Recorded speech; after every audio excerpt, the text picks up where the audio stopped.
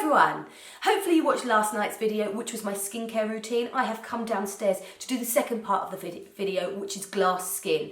Now, glass skin is like the name they've put to this trend, and it's a trend that came out of Korea. However, in Korea, they like to have very, very lightened skin, and it's kind of aspirational to have very light skin. I don't want light skin. I want to have a nice, healthy tan. Although tan isn't very healthy, let's be honest, but I like to have a glow to my skin. So I have done the whole skincare prep and everything, but I put a little bit of tan on first. So I'm going to show you how you can get that lovely glass skin, but with a healthy glow as well. So let's get started. First off, you want to take a primer. I've already moisturised my skin. If you haven't seen the video, I spent a lot of time. It's the video that was on last night. I'm going to take a little bit of primer. This is the Estee Lauder Victoria Beckham one. There are tons of primer. If you have a dry skin, look for one that says Radiant. If you have an oily skin, look for one that says Pore Minimising or Mattifying. They're the two things you want to look at. Don't worry too much about the products I use unless you have my exact skin. You don't know if they're going to work on you. So just follow the routine a bit more than the products. So I'm going to pop this primer all over the skin just to give me even more glow. This is so that when that moisturiser has sunk in, my skin has another layer of something glowing under it. And I've had this stinking cold, so let's be honest, I need as much help and as much glowing luminosity as I can possibly get at the moment. So next step would be your foundation. Now it doesn't matter if you want a CC cream, an EE cream, a tinted moisturiser, a light foundation, a full coverage foundation. It's totally up to you and how you feel your skin would look best. I personally really like Charlotte Tilbury's Light Wonder. I also like this CLE De Peau, which is Korean foundation. It just looks like skin. It's beautiful.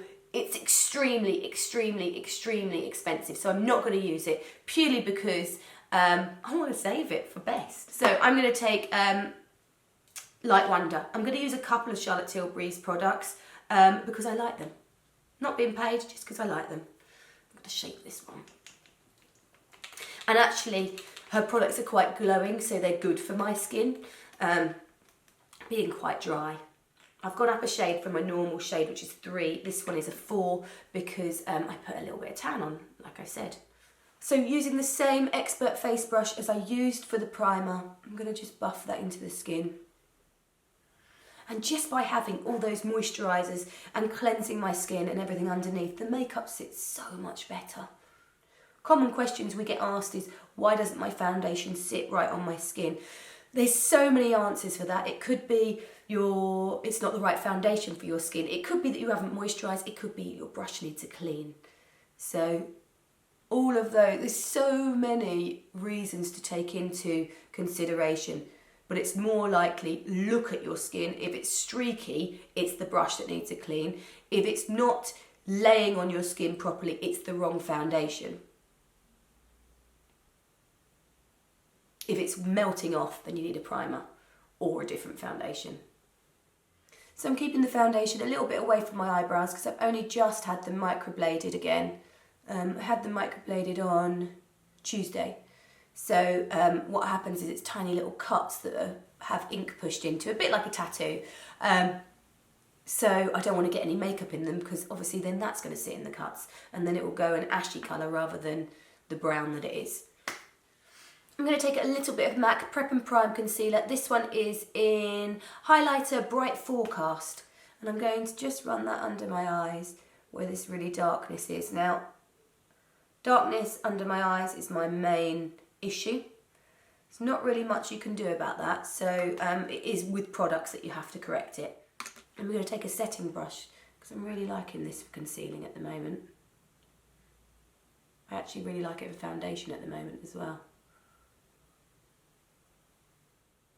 Try and keep it to this really deep set area here, not too much on the outer corners because it will crease a little bit on those areas. I'm going to take a little bit of my CLE De Peau concealer. This is such an amazing concealer. It is expensive. I managed to get it in the sale because the store that I went in to buy some bits from, they were discontinuing this line, so I got it cheaper. And I'm just taking it off the brush and just going to buff it over any areas where I have a little bit of pigmentation. Might be a little bit light with my tan actually, but never mind. Another product that I actually love for this is the L'Oreal. These are anti-age eye erasers. I love this product, and it comes with a sponge. It gives you too much product to use the sponge. I like the sponge, but you can't blend with it, if you know what I mean. But you can pop that on and then buff that in, and it's really nice. In fact, I'm going to go with that one instead of the CLE De Peau one. It's more of a realistic price bracket as well. So just little circular motions to really buff that over the skin so it becomes part of the skin. So there are lots of layers, but I'm putting minimal product on with each layer, and I'm actually going to put something else over the top of this. So you may think, oh my god, she's putting so much on. But I'm really buffing it in so it still looks like my skin. And this will last really well. I'm then going to go in with another Charlotte Tilbury product. This is the Flawless Filter. This is like a... Now, if anyone remembers MAC Hyper Real, it was a foundation that had slight reflex through it. So the more you buffed it into the skin, the more the pigment came out and it looked nicer and looked really healthy and glowing. That's what this does. You can wear it on its own, but it's very light coverage, or you can buff it over a foundation. And it just makes the skin look filtered.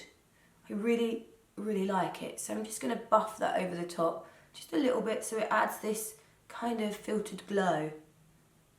Maybe the camera's picking it up, can you see? Yeah, you can see.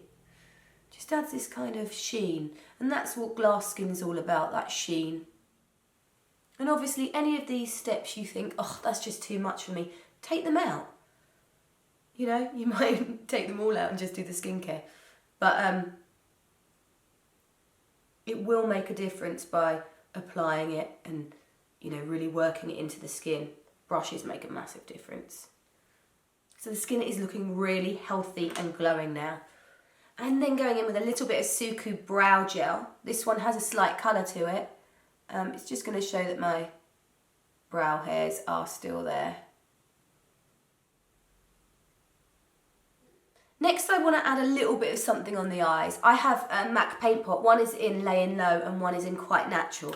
I know I love Quite Natural. It's a really beautiful colour. But I'm going to try Lay in Low because I've not used it before. Oh, can't put the lid back on that one. What is wrong? Yes. Okay. Let's try a little bit of Laying Low. It might be a little bit too much of a camel tone for me, but we'll see. And this is just really to cling to the eyes so that it loses those kind of glossiness that this sort of makeup will give the eyes. It will crease a bit, and this will stop that. It's almost like I've got put nothing on. It's so natural. I just want to take a little bit of a brown eyeliner. This one is MAC Coffee. It's very similar to lots of others, and I just want to run that on the top waterline. This is almost too sharp, this pencil, for me to do this with. I might need to blunt it a bit. I like to keep my pencils well sharpened, but this one might be a bit too sharp. Let me add a little bit here first, just to blunt it a bit. That will just wing the eyes out a tiny bit to add a little bit of feature. But I just want to take this inside. I don't want it to fight with the skin at all, but I just want a little something there. And I like my eyes when they have a slight wing out. I need to take a little shading brush just to soften that, because it's not meant to be about that. I'm going to go in with a touch of mascara.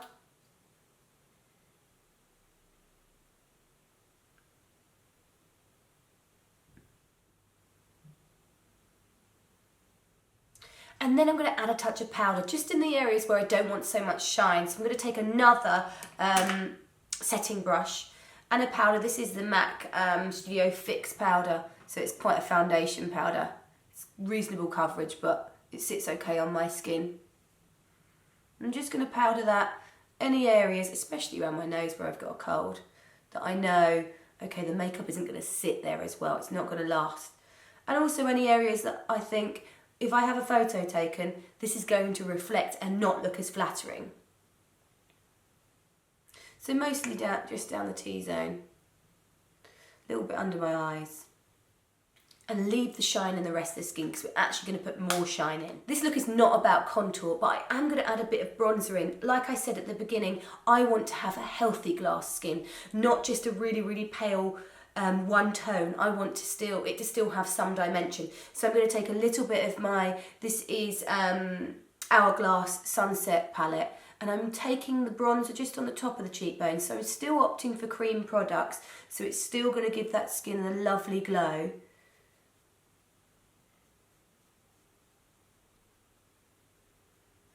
But rather than contour under the skin, it's only going higher on the skin, top of the cheekbones, and the highlighter will go over the top of this. Anywhere the sun would naturally hit, even though I've powdered over my nose, I can run a little bit of this over there. And that was using the Expert Face Brush again. And then to make the skin look like glass, I'm going to take my Hush Cream Colour Base by MAC. I'm going to use my finger to warm this up and push it on my cheeks. This is the first highlighter. There is going to be another highlighter. So using the warmth of my fingers just to get that moving. My skin's already got a lovely glow from all the products that I've had on. So this is just emphasising that shine there. A little bit on my Cupid's bow, a little bit down, just that little bridge of the nose. I don't want it on the tip of my nose. I'm then going to go in with this Pat McGrath. This is Golden Shiny Stick. Now they do this in a different colour. If I had the different colour, I would have used that instead of Hush, but I don't. I only have the golden one, and golden isn't the right shine for me. However, you can see it's a bit too gold for my skin tone. However, the Balm on the other end is like literally amazing. And this is glass. So this is then going to go over the top and give this kind of light reflecting, almost like putting Vaseline on your cheeks, which I suppose you could do. I have done Vaseline in the past. I used to sleep with it, but it gave me a bit of a hairy face. So that is just rubbed a little bit down the nose, a little bit on the Cupid's bow, and it gives that almost wet look to the skin, which is just beautiful. Kind of look that you really need your hair up for. Now I need a little bit of colour on the apples of my cheeks just because I like that. I don't want it to be one tone. I don't want it to be completely clear as it is in Korea. I want a little bit of texture still. So I'm going to take the blusher colour, cream blusher, from the Hourglass palette. I could have actually used the highlighter as well instead of Hush, but my brain is not always the best. So I'm going to run that just on the apples of the cheeks after I've put the gloss highlighter, so it should help it move and mean I won't lay as much product down. And it's just going to give me a little bit of lift through the top of those cheeks. I'm going to take a little bit of Laura Mercier lip liner. This one is in Neutral Lips.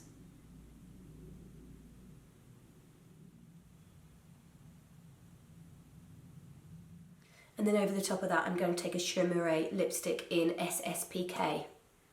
Does it have a number? 306.